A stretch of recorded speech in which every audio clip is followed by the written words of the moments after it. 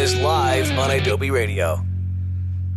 What's up, everybody? You're listening to Gone Fishkin live here on Adobe Radio with your host, Fish. Twitter.com/Gone Fishkin. If you have a request, if you want a shout out, Instagram.com/the pug named Biggie. If you want to see what Biggie's up to, Instagram.com/Mike Fishkin. I might have said that already, but either way, I am very excited for tonight's show. One, because I am on video for the first time. This is the first time I'm uploading a whole show to the Adobe YouTube page. Oh, wow. And yeah. It's a big night. What's the camera right here? Yeah, the camera's right here. The camera's right there. We got all the cameras. Wow. Okay, we here too. Yeah. Okay, world. We are out everywhere. And of course, the studio had to be about 90 degrees when I walked into it right before the show. So right. I look a little disoriented because I just walked Biggie in the rain. But either way, I'm very excited for tonight's show for a bunch of different reasons, including being on video for the first time, because it's going to be an awesome show. And not only do I have someone that I have looked up to for years as an artist,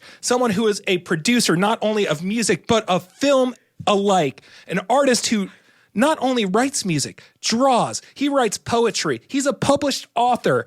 He has platinum plaques galore, music videos he's produced, movies he's produced, cameos and everything. And also, he has a song charting on the alt radio charts right now. His highest charting song in his career, number 17 right now with his single Hotel Lights. We have Modern Sunshine in studio right now. Yeah. Do you like it? You could call me Michael Fishkin after I just called you Modern Sunshine. I'll take Modern Sunshine. I'll take anything but my government name is good with me, man. Thank you for having me, bro. You hit me up about, what, an hour and a half ago? If that long ago. Yeah. In the rain, pouring rain in L.A., and of course, I'm going to pull up, bro. Thank you for having me, man. Of course, an absolute honor to have you in studio again. Well, that was a nice intro. I mean, the drive was worth the intro, bro. I need a clip. I'm glad this is going on YouTube. I need a clip. That might be the intro to my next album. The intro was almost as long as your drive. Yeah, not bad. But yeah, no, I think I got everything on there too. I'm probably missing like 2 or 3 things at least. Maybe, bro. Maybe. I've definitely done a lot. Every time someone says it all, I'm reminded of it. Yeah. Yeah. It's awesome. And just seeing your growth and everything just from afar is awesome. And being a friend of yours as well and seeing your growth in the last 4 years, because yesterday was 4 years since your record came out. Yeah. So, dude. 4 years of my album, Internet Killed the Rockstar. Yes, Internet Killed the Rockstar, of course. Yeah. Dude, like, I remember just that whole rollout and everything during that time. It was right before COVID was really about to happen when you started going in the more rock direction again. And then COVID hit. You dropped Karma, I think, during COVID, if I remember right? Or towards the end of it? Yeah, no. It was during it. It was during it, because I dropped my song Stay Away right at the start of COVID, because I had made that song maybe like 3 or 4 months before that happened, and then the chorus being "Stay away from me, and I'll stay away from you." I was on tour when COVID hit, and which obviously for everyone, it was like you heard about it 24 hours before it actually happened, right? But everyone was like, "No way! Like, what do you mean the world's getting shut down?" And so literally I was headed to like my next show, and everything shut down. So anyways, I came back home, and I was like, dude, I think I wrote a song like perfect for this time without thinking about it, obviously, without knowing it was going to happen. But Stay Away From Me and I'll Stay Away From You was kind of just like the serendipity of that moment, right? So, yeah, Stay Away came out right at the start of COVID. And then probably like, I don't know, maybe like 5-6 months later, then Karma dropped.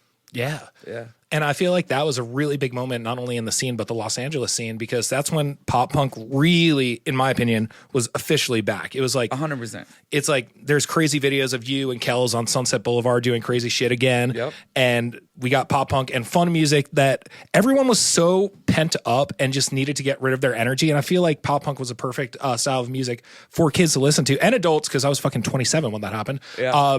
28 probably. For it to come out and just really release a different kind of energy and aggression that we all had again. Yeah. I mean, you know, the thing with like pop punk or any scene, I mean, the thing with those is like they're moments in time. You know what I'm saying? It doesn't happen like that. It's not something that happens all the time with that kind of music. Mm-hmm. There has to be like a different kind of energy going on to make, it's more of a niche music, you know, that has mainstream moments. but it's never always just mainstream. You Yeah. know what I'm saying? It just never is.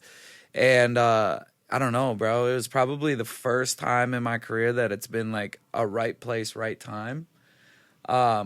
You know, there's been plenty of times where maybe I was, you know, okay, narcissistically, maybe I felt like I was making something that was a little too, I'm not saying too ahead, like I was thinking forward like that, but maybe just, I've always kind of pushed myself to not be making what's currently popular, you know? So yeah, I mean, I dropped a song in 2018 called I Remember Way Too Much. And that was like kind of my going into a more singing and guitar driven lane. And so all that music that I was making, it wasn't made because there was this thing happening. There wasn't like the pop punk revival or the alternative revival happening at that moment, you know? And like I said, bro, it was just really right place, right time.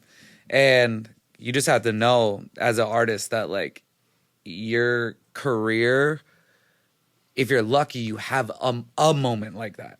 You can't plan for it to always be like that, you know? Because if you are trying to be right place, right time, in most cases, you'll be behind when it actually comes out, you know? Exactly. If you're making music for the moment, just the way music works nowadays, like you don't get to just make a song and drop it tomorrow. Yeah. Like, that'd be cool, but you're not doing the best thing for the song. You Definitely. know?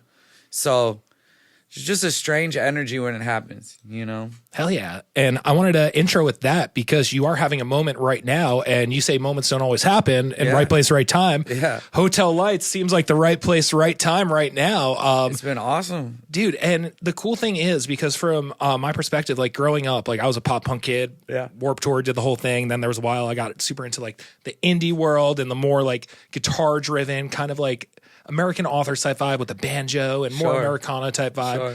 And we all witnessed you do that career-wise musically in front of our eyes. So I want to ask you, like, how hard is it to go from genre to genre and do it so tastefully and have a moment in each genre, I feel like? I mean, well, I think, okay, to be honest, like, for me, the challenge would be to sticking to one, you know? My favorite artist of all time, favorite musician, favorite human being, my hero is Bob Dylan. So having that, and that's been since I was 18 years old, you know? If you look at an artist like Bob Dylan, and that's your favorite artist, you're going to innately see this man go from folk to rock and roll to Christian music to country music to blues music. You're going to watch this man do that. And this was all happening from 1961 all the way up until today. So the songs to me are always, it's always about the words to me.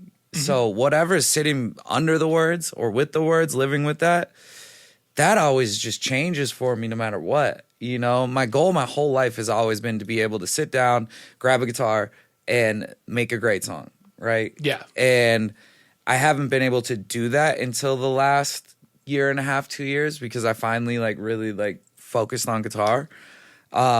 So yeah, I mean that's just what I love to do. I think maybe the one thing that holds me back is the fact that that's not the most obvious thing to do if you're looking for success in music. If you're looking for success, they want you to build a brand. They want you to build a world. They want you to look the same. They want you to sound the same. They want you to appear the same every day with your energy. And that's typically what works, you know? And I've just never done that. You know, I've as a kid, I loved studying painters as well. And there's just a common thread in painters from the 1800s on. Every 10 years, you change your style. Yeah. Right? If you're an abstract painter, then you move into realism. You just, and then you move into sculpting. And it's just, that's how you do it as a painter, as a person in that format. And I looked at that when I heard that ideology, I looked at that and I wanted to apply that to my music always. So I started out as a drummer, did 10 years as a drummer, did 10 years as a rapper, did this last 10 years as alternative leaning, and always knowing that I was kind of going to end up, like I said, being able to sit on a couch, grab a guitar, and write a song, which is kind of like the period that I feel like I'm in right now, which is what happened with Hotel Lights. I mean, Hotel Lights was originally a song. I drop vinyls for all my singles right now, and I put like a stripped version of it. The stripped version for Hotel Lights is actually the original version, right? Oh. It was just like a me and piano kind of ballady song. And the guy that I've been making this album with, his name is No Love for the Middle Child. Happy birthday, No Love. He will be one of the biggest producers in the world very soon. I put my life on that. He was like, bro, let me speed this up and put drums under it. Like, let me just try. I have a feeling. And he did it. And that's, we heard the song in a different way. And we're like, okay, yeah, like this is probably how it should be. And I just followed that instinct. You know, instinct is God, bro. Mm-hmm. You know what I'm saying? Like, whatever your instinct tells you originally through something, you know, your first thought on something. So when I heard the song again, my first thought was, oh, this is how it should be. So I follow that. I always follow that instinct. You know, when I first made it, I was like, this is what I was channeled to make. And my first instinct was, okay, put these lyrics on it, right? And then my first instinct when I heard it back again was, this is how it's supposed to be. And it's just like, follow that instinct. And yeah, bro, it ended up being the right thing. And working at radio and doing this without a label is amazing. You look at these charts and it says Interscope and Arista and all these labels next to the name on the chart, and mine says New Hippies, and I'm just like, that's the coolest thing ever, bro. That's so cool. That's so sick. Yeah, I'm very grateful, man. Very grateful. Yeah. Without further ado, I think we should play Hotel Lights for everyone, jump into a commercial break, and then we'll come back here on Gone Fishkin. Please. With Mr. Modson, who came here quicker than anyone has ever come to the Adobe studio. I'll take that. Truly the best for doing it. Here's Hotel Lights by Modson, currently number 17 on the alt radio charts. And next week, I'm not going to be able to say that because it's going to probably be at 15 or something. Before you play it, that's a big thing. This is a great metaphor for life. Right now, it is. I'm celebrating that. Next week, it could be gone. It could be totally off of it. So I'm in that moment. I celebrate that moment. And whatever it does next week, cool. Like, this is the moment right now. It's a long way down. Sitting shotgun in a parking lot.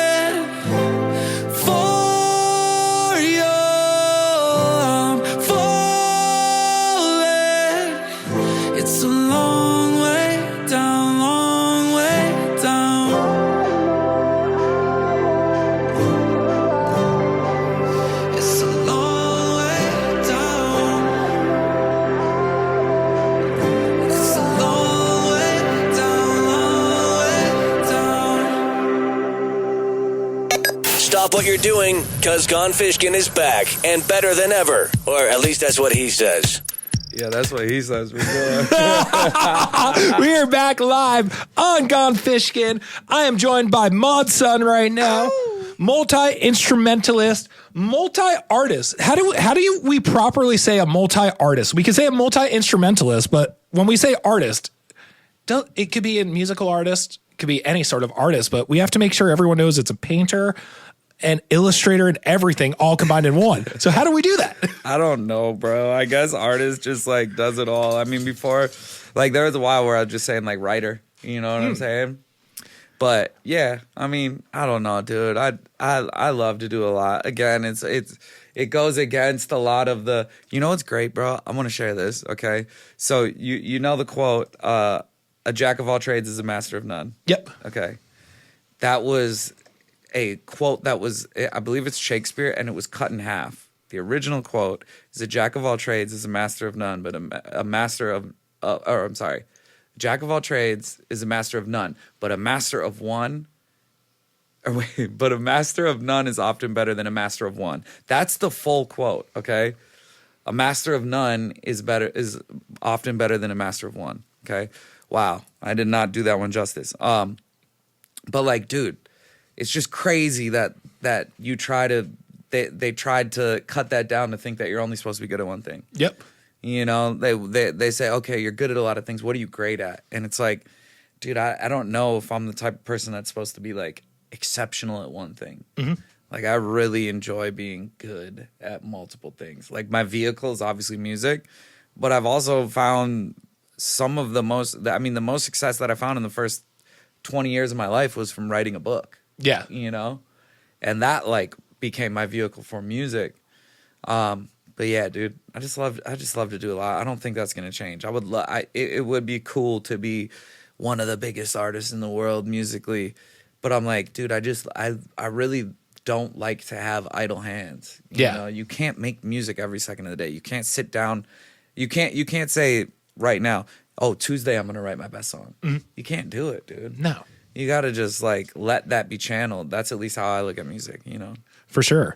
And now it was very surreal for me because I finally got to see you on set producing a commercial for Tara Yumi's clothing line. Yeah. So talk about that aspect of Mod Sun too, because obviously everyone knows you direct and everything. And I got a firsthand view of it. And not only I've seen you play live probably like 10 to 15 times now over the years, which has always been awesome. You get on stage, you command a crowd. You're producing this commercial, this video, and dude, you command the room just as well and just as kind. Like every single extra in the room feels loved and important. Like everyone just has a smile on their face going into the next take. So talk about being a front man and being able to command a room while producing as well. So I did a feature film maybe like 3 years ago now. It's a stoner comedy. It's called Good Morning. Crazy cast. Go look it up. It's on streaming, all that. But I got to like understudy and learn and be like mentored by a huge director named David Ayer, who did like Training Day and Suicide Squad and all sorts of stuff. He told me something that like resonated with me really hard. And he was like, being a director is just directing energy, right? And dude, I feel like that's, you know, something that I understand, whether I'm like great at it or not. Like I understand that. I understand how to like read a room and make people feel comfortable to give their best performances, you know?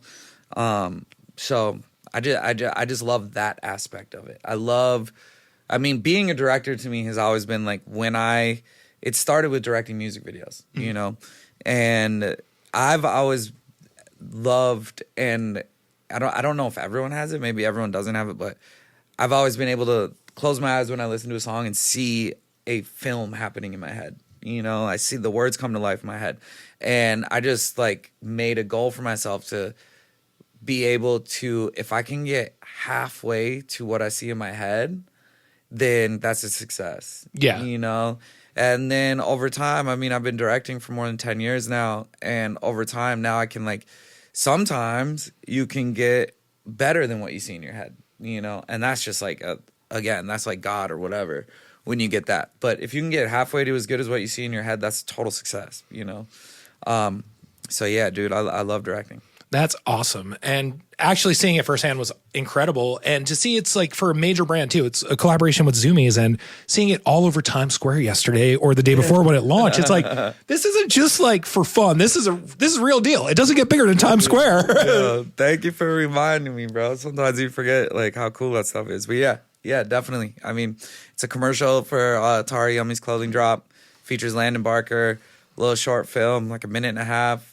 Got to do a lot in a minute. When you got a minute and a half to work with, you got to create a whole world in a minute and a half. That's one of the most fun parts of a journey. It's how to create a world in as little time as possible. I use that with writing too. It's like never turn a sentence into a paragraph. Like always shoot for the sentence. If you can make people feel something from a sentence, that's hitting a success. If it takes you a paragraph to say it, that's fine. If you can make it happen in a sentence, that's true art to me. That's going to be the pull clip for the episode. because I also will need a clip as well. As I spend the last 3 minutes using many paragraphs to explain what I just had to say. You know what? you were the student becoming the teacher in your own sentence. Every day, wake up a student, go to sleep a teacher, man. Hell yeah. Well, we were talking a lot about Internet Killed a Rockstar before. Sure. And what I want to do right now is I want to play a commercial break and then play Karma for everyone, because we have a very special premiere later on in the show to end the show. Yeah. And we'll talk all about that when we get back from a commercial break. My boy Dizzy is he's tuned in right now. He just texted me actually. Oh, hell yeah. My boy Dizzy, man. Very excited for it. The song absolutely rules, and it goes with everything we were saying about guitar music and just sitting down with a guitar, I feel like. True. 100%. Hell yeah. So what we're going to do right now is we're going to play no, you know what? We're going straight into Karma and then the commercial break. We're not going to do it the other way around. Let's go. All right, here's Karma by Modson. Then we're going to be cutting to a quick commercial break, and then we'll be back with Modson and premiering a brand new single from him. And Dizzy. I hope you choke on every lie you said to me. I hope you move out of this city suddenly. I hope you get everything you deserve. Karma's a bitch, I hope the new man gives you something that you can't get rid of. I know you're missing all the things that you say you were sick of, and now you'll never come around me. I know you wish you never found me, but now you're stuck inside a world that you hate. You choke on every lie you said to me. I hope you move out of this city suddenly. I hope you get everything you deserve. Karma's a bitch, what goes around comes around. I hope you get everything you deserve. Karma's a bitch, I wrote down all of the things I miss, and your name's the first one on that list. I crossed it off, XOXO. I'm over my ex. Are you really though? I hope you choke on every lie you said to me. I hope you move out of this city suddenly. I hope you get everything you deserve. Karma's a bitch, what goes around comes around. I hope you get everything you deserve. Karma's a bitch, what goes around comes around. I hope you get everything you deserve. Karma's a bitch, It's about that time you tell your nagging grandmother to go into the other room, because Fish is back and he scares old people. What? Fun fact, I do scare old people, and I am back with Mod Son. That sample is really special to play right now because my mom is about to be a grandma in a few weeks. My sister's about to have her first kid. Oh yeah, you told me about that, man. Congrats, sis. Thank you. She's stoked. I'm stoked What is to that? That makes you uncle. Yep, first time being an uncle. Fish. Let's go. Dude, I can't wait to just bring the kid like all these incredible records signed, maybe a signed guitar and stuff. Like, be the coolest uncle in the world, and then just bail 2,400 miles away and not have to deal with it, raising the kid. Yeah, you'll stay solid. You'll stay solid. Yeah, so shout out to my mom, Grandma Fish. I love it. It's gonna be special. But dude, one, I can't thank you enough for coming by on such short notice. We have to say that again because not many people would make the drive in the rain to come do a show live. Bro, we love Fish. We love Fish is a staple in this community, man. Aw. We love him. We love him. And I love Mod. Mod's been there for me probably since like day one of like me in LA for the most part. How long ago would that have been? That's like 2015 now. Yep. 2015, okay. 2016. I came out here in 2014. Yeah. Yep. But I do have to give you a little bit of shit. What? Because I gave you shit the other day while we were doing something, and I told you about this. Here we go. You see how he does it, man? He talks you up just to bring you back down, man. So the year was 2015. I believe the city was Ventura. Sure. Here we go. There was a young 23-year-old Fish, Yeah. all excited to interview all his favorite artists at the Vans Warped Tour. And he was so excited to have an interview with Mr. Mod Son. Yeah. And Mod Son left right after his bigger interview and didn't come back. And one of two interviews. You gotta understand, bro. There's no I made it a way. little more dramatic than it was. There's no way. I was like, "Who's this Fish guy?" I'm not doing No, it with definitely him. was not like that at all. No, it was right before we met. Definitely, bro. I don't know why. I mean, shit. You know what? I'm not gonna lie too. Them 2015 days were a little different. They were a little different for me. But it all paid off in the end. Yeah. Yeah, And we are you held on to that one for a long time. I mean, you're only one of two artists. Come on, how could I forget? Who was the other artist? Let's not call them out because they're Oh, not come here. on. They're not here to defend themselves. I okay. don't get. What do I got? How am I defending myself? So 2015, you and BB Rexa were the only two interviews I didn't get to do. Okay, we got it out of them. Clip that. All right? Yeah. See. Clip that. The only two, but there's going to be an artist to be like, no, I denied your interview too if I put that up. Oh yeah, for sure. That really bring me down. For sure. So fucking funny. Yeah. But I wanted to start the show with Hotel Lights and then talk about the 4 years of Internet Killed a Rock Star because like I've said multiple times throughout the episode, it's been so cool to watch the progression of everything from like the early days to the Internet Killed the Rockstar era to now. And now you're going to be dropping a feature right now with Dizzy. I believe it's called Low Life. Yeah, it's called Low Life. Drops tonight in like an hour. Hell yeah. So Yeah. I was noticing on Spotify because I was listening to you for last hour and a half before you got here. And I noticed that you put out so many singles in between records too, or a good amount of singles. And most of the time, those singles don't make the record, and you don't make it an EP or anything. Yeah. So kind of talk about that release pattern of doing it because I, as a fan, love digesting it like that. But it's very interesting because I don't see that a lot. Well, I don't know if it was on purpose ever. I mean, so my last album I dropped was called God Save the Teen.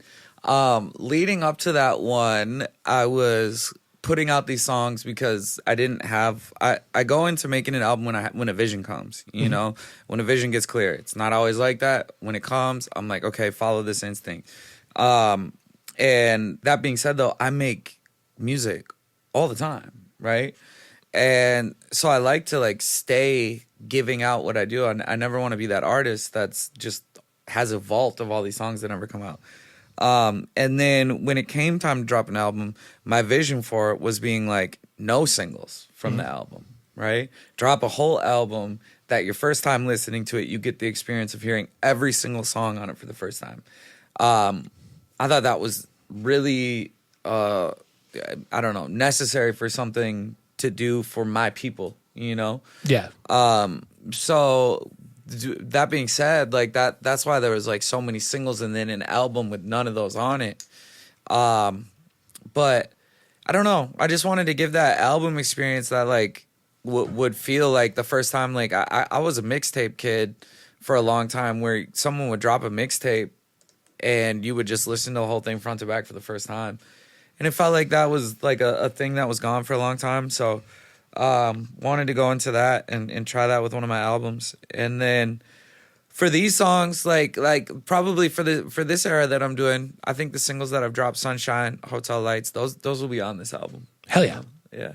Is your mom going to feature on Sunshine? That was such a special moment when she came out at the Will Turn. Like, I remember tearing up watching that. Yeah, a bunch of people told me that, man.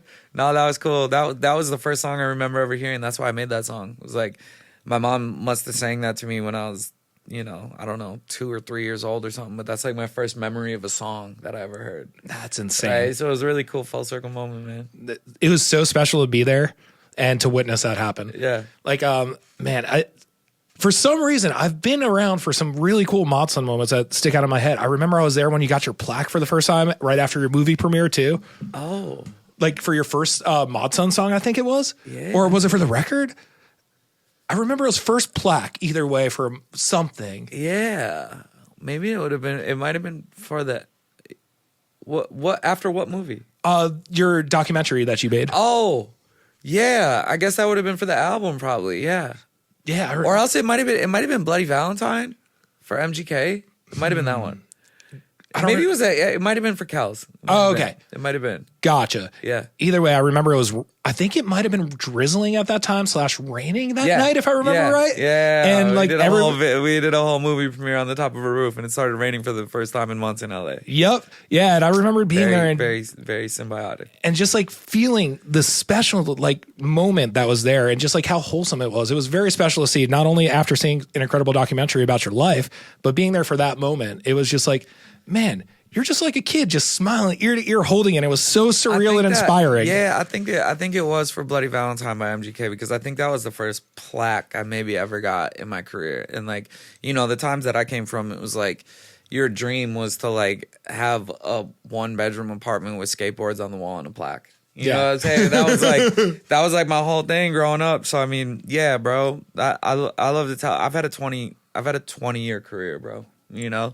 And if I can be, one thing to artists, it's definitely, or it translates to anything. It's like, yo, every day when I say my prayers, I'm always like, let my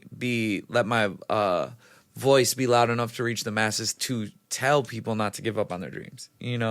Like obviously I want success out of my career and all that, but most careers last about 5 years in this game. Mm-hmm. And the only reason I've been able to have a 20-year career is because I literally am relentless. I'm just relentless. And I understand that, it's like surfing, man. It's like you go as hard as you can to battle through the tide coming in, to get out there and catch a wave that lasts maybe 30 seconds. Yeah. Right? And it takes you all the way back into shore. And that feeling when you're on the board and you're riding the wave, you're just like, oh my God, this is bigger than me, Yeah. And then the second you get off of it, you go right back into fighting the tide to get back out there. And it's like you catch these waves and you respect them and you're grateful, and then immediately you're going to have to fight again to go catch that wave. And, don't let your career be defined by the wave. Treat I said this yesterday about having a song, or 2 days ago, about having a song be my highest song on the chart so far. It's like, whether you're at the valley or the peak of your career or your life, if you can learn to navigate the valleys like their peaks, you're going to crack a code into how to live life. Damn. I'm going to listen back to that every morning. That's going to be my new ringtone. Damn. I didn't even have anything to say. I was just listening. It's so true. And something that you're good at is predicting the wave too, because I'm going to butcher his name because reading and pronunciation is like two of my least like talented aspects of my life. Okay. Honest Dave. Close, very close. You featured on his song, and that was another song that charted on alt radio and had a moment too. And you guys went on tour, and I feel like you were probably one of the first to really bring him up. I remember you were telling me and Medford about who you're bringing on tour. You're like, yo, this kid is so talented. Definitely. And just gave like the whole speech about it. And I've heard you say that about a handful of artists who have made it. Yeah. So talk about just having an ear for what's next. Like I said, I think it all goes back to like loving Bob Dylan is like, authenticity, you know? Like, I think that's what I can hear from someone is authenticity, and then meeting them in real life and seeing that they're the real deal, you know? Like, I love people that aren't wearing a costume, you know, that actually live what they're doing. And I mean, I don't know. I guess I wish I could put my finger on what it is. I think I can just hear someone being absolutely genuine and real and doing it for the right reason, you know? Like Black Bear was a person that I brought on his first tour, and I knew what that kid was going to do, you know? G-Eazy, one of his first tours, or his first tour, I believe, was out with me, knew what he was going to do. Kid named Nash, you know? He was tour managing me, and I heard his demos, and I was like, open up the show, you know? Damn. And then he, on that tour, made I Hate You, I Love You, and it became one of the biggest songs in the world that year. It's like, you know, I think it's just being able to believe in that. And then, you know, Honest Dave was definitely someone who was, you know, making a thing for himself. And, you know, I caught onto it and was like, I love giving people an opportunity, and whether they take it and do something right with it or not, you know, being a part of that is amazing. No Love for the Middle Child. Like I said, this kid is going to be one of the biggest producers in the world. His own music by himself is incredible. I believe in it. He has to make the tough decision of which one he wants to quote unquote be great at, right? Because if you do multiple things and you're really good at both of them, they're going to tell you to choose one, right? So, you know, it's a difficult decision to be like, do I want to be the greatest at this, or do I want to be really good at multiple things? And I've kind of made my choice, but yeah, No Love for the Middle Child. He's going to be one of the biggest producers in the world very soon, you know? And I took him out on his first tour that was not his first tour. He's been on tour before. But, you know, put him in front of people and believe in him and go out and shout their name out, bro. Like, that's what it is, bro. I'm selfish in many ways, putting myself at the top of my list to be the best I can. And then, dude, I love to be able to say, like, I tried to help that person while they were alive. You know? Hell yeah. Yeah, I mean, putting yourself first, it's only proven that you're there for everyone first as well, because you take care of yourself so well and love yourself that you're able to love everyone else too. Yeah, if you want to be the best you gotta give attention to that, you know? Hell yeah, that's awesome. And now it's been really cool too, seeing the touring aspect of Mod Sun 2 recently, like seeing I think it was the Internet Killed the Rockstar tour. You played the Roxy, 2 nights sold out. Yeah, I remember that show. That was so cool. And then seeing you with Mitchie, lovely at Wiltern was awesome too. That was great. And just always seeing it. And I'm sure there's going to be some stuff. And dude, I always think back to the video. I forget if you or Danielle were the ones who posted it, but you played this remote island festival or something in like Fiji or something. It was in Azores. Yeah. It was inside of an active volcano. One of the most Concert for Earth, bro. It was insane. It was one of the coolest shows I mean, definitely on stage looking out while playing music, coolest thing I've ever done. Dude, insane. Yeah. Like, just that's a video that sticks out in my head, just like being so beautiful to see as a friend from afar, being like, I don't even know how to congratulate someone for doing something like that. Yeah, I'm going to have a great movie at the end of my life, man. I've definitely tried to, you know, capture moments along the way and have special things happen. And it all comes really, truly with like matching hard work with just believing it's possible. That's, you know, I could have given up so many damn times, Fish. Yeah. Like so many times where it was like, okay, things aren't on the incline, you know? And it's like, those are the times, like uncomfortable situations and feeling uncomfortable, because there's been times in my life where I was very comfortable. Mm-hmm. And a lot of great things didn't come out of that. You know, I think the greatest things come from like an uncomfortable moment. And yeah, those are the times, all the times that you could give up, those are the most important times not to, you know? Truly. Yeah. And I forget which show you were on, but I saw the pull clip of this and it just like stuck out to me. You were talking about when you got sober, and I remember that was around the time that I started hanging out with you more at On the Rocks and stuff. Sure. Which is a weird sentence to say. Yeah. That I started hanging out with you at On the Rocks more as you were getting sober. Truthfully. So, as it wasn't at, I got sober completely. One day, quit cold turkey, never look back, 5.5 years plus. Damn, congratulations on that. Yeah. And I saw a clip of you talking about how you still went out every single night. True.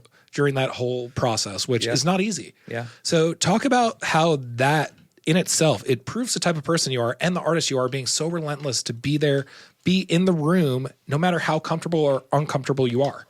Yeah, I mean, mostly what it came down to is like I love if one of the qualities that I've worked on the most is when I tell someone I'm going to do something, I do it. I look at a great quality in a person as being reliable, right? And so if I tell you I'm going to do it, if I tell you I'm going to pull up, if I tell you I'm going to be there, if I tell you, it's going to what I want, like I live up to that, right? And it's just discipline, bro. And I knew one thing's for sure, okay? The discipline, can I swear? Yeah. Can you swear? The discipline it took for me to get fucked up every day for 15 years was the type of discipline an Olympic athlete has, okay? To wake up and say, nothing is going to stop me from getting fucked up today, that's discipline. Yeah. It's not looked at like that from the outside, but it truly is.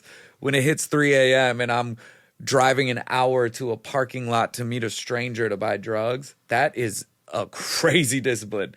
I knew that if I could transfer that into anything that I love that was serving me, there's nothing I couldn't do, So it was basically just being like, all right, I don't want to have to isolate myself from the world, change my friends, change my circumstances. I want to still be able to live my life, but I have to be sober, I almost died. It was time to change. And I think that's the only reason why I was able to last as long as I have, is because I realized that I could go out to all these places and have more fun than I was having before. And when I go speak, because I do a lot of speaking to AAs and to people in recovery, and I tell people that. And I say, well, my story is not for everyone, but if you can learn to test your discipline and transfer your discipline. So getting fucked up, I transferred my discipline into being, I'm going to be the best at not getting fucked up, right? And what does that look like? That looks like going and being surrounded by it and not feeling like I have to do it. Yeah. So yeah, addicts have some of the best discipline in the entire world. And if they can transfer that into something that serves for them, there's nothing they can't do. Hell yeah. Yeah. No, I remember when you were rating Shirley Temples for a while too. Yeah.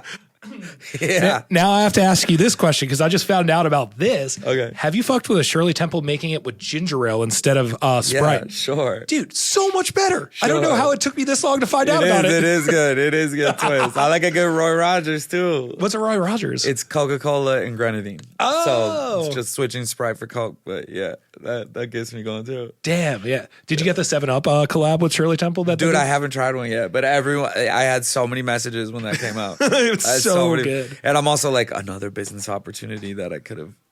I was saying that for years. Shirley Temple in a can, bro. Let's go. And just the way people are mind blown that 7-Up Cherry wasn't Shirley Temple all the time because it's pomegranate instead. Let's down the rabbit hole. Hell yeah! Now with the I believe 2 new songs post God Save the Teen. Now.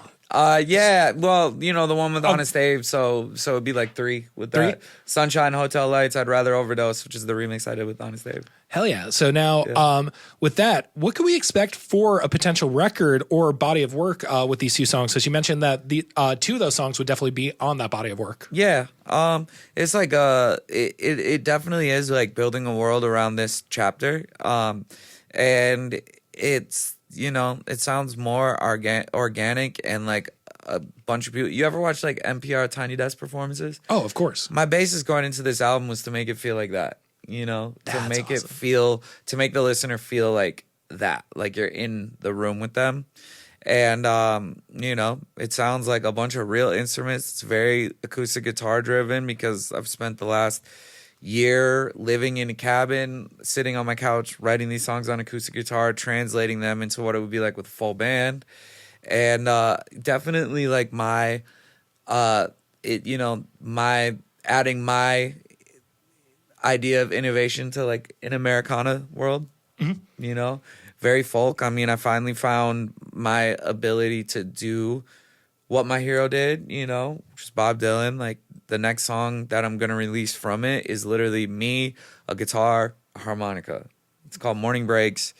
It's like, bro, recorded all the way through at one time, with the window open while we're in Hawaii. You know, So sick. it's probably my favorite song I've ever written, and I'm releasing it to serve that. You know, I'm not chasing my tail. I'm not looking at things as like, how do you top the thing before? It's like, bro, this song was made a year ago. It still makes me feel the way it made me feel the first time I heard it.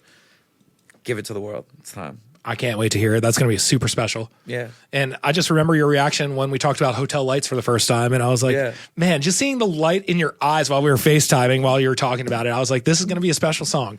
And it's Yeah. been in heavy rotation on Adobe since. Yeah, bro. I mean, it's beautiful, man. I've caught, you know, I zoom out a lot, and, you know, whatever things look like from the outside, you know, like Sunshine has done amazing things for me. Like, that was like my first, like, quote unquote, like a viral moment on TikTok. You know, I've never had that. I'm a bucket list guy. So like, that was one thing that I was like, oh, this would be really cool. I'd like a moment like that. That happened. Hotel Lights, the highest song I've ever had on radio. The I'd Rather Overdose song with Honest Abe, like, opened me up to a whole new community of people in recovery in this world. Like, I've had a lot of beautiful wins in this chapter of my life, and I'm really doing it in like a very authentic way. And this is also the first time in my life that I've actually taken a year to create an album. Yeah. You know, usually my albums have been made in like a 2-month span of time, or 3-month span of time. Like, this one, I was really like, let me, you know, and I have songs that like I said, I made a year ago, and they've stood the test of time to me. So it's been a really cool experience to be able to do that. That's awesome. I can't wait to hear that. Yeah. And now you have a song coming out in just a couple of hours with Dizzy. The song's called Low Life. Yeah. So talk about that single and how you guys got together for this one. Dude, I saw this kid for the first time because Honest Abe did a verse he did a remix of this kid. His name is Dizzy's Dead. He did a remix of his last song that he released. And so I clicked on his page through Honest Abe, and I was like, oh, I like this kid. He got a cool voice. He looked like he really living it. Like, he's not trying to be someone he's not, you know? Yeah. And if you can get that feeling through a screen, like, that, there's usually something more to that, right? So I definitely was like, okay, this kid seems like he's really doing himself, you know? I believe he's like had been at this for a while. I think he just like rebranded, so like this is his second official song under the name Dizzy is Dead. So yeah, man, he seems like a dreamer. He seems like a cool kid. I believe in what he's doing. I think he's from up in somewhere in Canada. Well, he is from Canada somewhere. And I just like him, dude. He sent me this song. It's called Low Life. It's just guitar and a voice, you know? And I love that. Like I was saying earlier, when you can get, you know, if the greatest songs in the world, you can take and just strip it down to one instrument and a voice, and they stand as great as they are with everything behind it. So yeah, he sent it over, and I was like, bet. I was like, all right, let me lay a verse on it. Sent it back. He's like, I love this. Let's go. So sick. Yeah. And it's so cool just seeing you finding these artists, like I said before, and just boosting them up and taking them under your wing. Yeah, it's nice. Like I don't, you know, in the moment, like I don't look at it like that. Like I don't think, yeah, just as a person I am, like I've never looked at like where I'm at in my career or being on stage and seeing people in the crowd. Like I never look at that as like I deserve it. So I still look at myself as like a new artist. You know what I'm saying? I still look at myself like that, even though I've done this forever. So, but it is a joy. Like in retrospect, I get to look at stuff like that and be like, with Black Bear and G-Eazy and Honest Abe thing, like I love to be able to do that. Like I think it's special, bro. Also, to be honest, like, you know, I had people coming up that really did the same for me. Yeah. And it's returning that. It's like Scary Kids Scaring Kids being like, we want you to play drums for us. And I'm like, I'll play drums if I can open up his mod son. And they're like, okay, bet. Like they did not have to do that. They did that. And then like the next tour I went out with was like opening up for Breathe Carolina. And like, it was just like people being like, okay, you have literally nothing going for you as an artist, but we like you. Yeah. We believe in you. So whatever we can do to help that, we think you deserve it, you know? So I don't just go and do that for people that I don't think deserve it. Yeah, and I know you've named like 4 or 5 artists, but I could tell you from firsthand experience, there's been plenty of artists have been like, yo, Modson told me this. Like, yo, Cool. I got to run into Modson and meet him, and we bullshitted about this. So, Cool. man, you are such a staple in this community. Cool, bro. And I this try scene. not to be preachy, but every time I get in a moment to talk, I'm like, I want to give everything I got. I always just look at everything like I do everything from the point of view of being like I'm dead already. Right? Yeah. I make art like I'm dead. I have conversations like I'm dead. I interact with the internet like I'm dead. I just think of everything as like, if it's understood right now, that is extra credit. My whole thing as my reason for here is to do as much as I can while I'm here and believing that it'll be more important when I'm gone. Right. So any conversation that I have with a random artist that I run into on the street or someone that I meet randomly, like I try to give them everything I can in that moment. Yep. Right. Because you could be dead in 5 minutes, man. Yep. And seeing it from the outside and being next to you when it happens, it's so inspiring to see, and it helps me become a better person myself and take time to actually have real conversations and real connections with people. Yeah, bro. I love to hear that, man. You're a real one, bro. Like I said, you're a staple in this. But a lot of people, it's a challenge to be present right now. So talking about discipline early, like challenge yourself to be present, bro. Like Yep. give people an actual conversation. Like be there. It's hard. We all have ADDs, crazy right now. But like, just be there. Slow down. Zoom out. Exactly. That's why I'm challenging myself this year to do my show live every week again and do it with only one guest so I don't have that 15-minute break of a pre-recorded interview. Yeah. So I could fully be in the conversation the whole time. Those are the best conversations, bro. You see it with podcasts. Like the best ones are not ones that they're reading a list of questions. Exactly. Right? They're just having a conversation. Like, and it is a beautiful thing now with podcasts. Like, the greatest conversations happen when you don't think anyone's looking. So like when you're reading off a sheet, it's just like you're thinking about your next question while they're answering. Yep. So it's like when you're having just a general conversation, like the conversation guides the whole interview, episode, moment, whatever. Yeah. And having this conversation's been awesome. We always talk about it because we always end up talking for way too long and being late to the next thing when we see each other, I feel like. Yeah. So it was awesome to actually have a 1 hour sit down, talk about music. And honestly, I could have done another 5 hours on it. Oh, easy, bro. Easy, bro. I'm going to have a podcast dropping soon. It's going to be called Modcast. It's coming this summer, man. I can't wait. Hell yeah. I would be mad if it was named anything else. Yeah, exactly, bro. I mean, it's already been... Come on, it was handed to me. Hell yeah. Well, Mod, I love you. Congratulations on everything. I can't wait to see how high Hotel Lights is going to climb on the charts. It's truly a special song, and you are a very special artist. Everyone's going to be seeing you a lot this year because, I mean, you're not coming off the radio anytime soon. That's cool, bro. Thank you. As long as as long as you keep playing me, that'll stay true. So Adobe definitely will not stop playing you. All right, I'm with it. Everyone else should not stop playing you. I can't speak on their behalf. Yeah. But if you're listening from anywhere else, don't stop playing Mod. do not stop. Do not. I will show up on your doorstep. With an edible arrangement. Yes, absolutely. Amazing. So, if it's cool with you, I want to premiere Dizzy. I want to premiere your song with Dizzy. Yeah. And so I would love you to introduce it for everyone. Hey, this is a brand new song. It is coming out in like 30, 40 minutes. Might be out somewhere around the world right now already. It is called Low Life by a kid named Dizzy Is Dead, a new artist that I really believe that you're going to see a lot of in the next couple of years. And this is truly like his second song out, man. This kid's about to go on a run. It's called Low Life, and it features myself, Modson.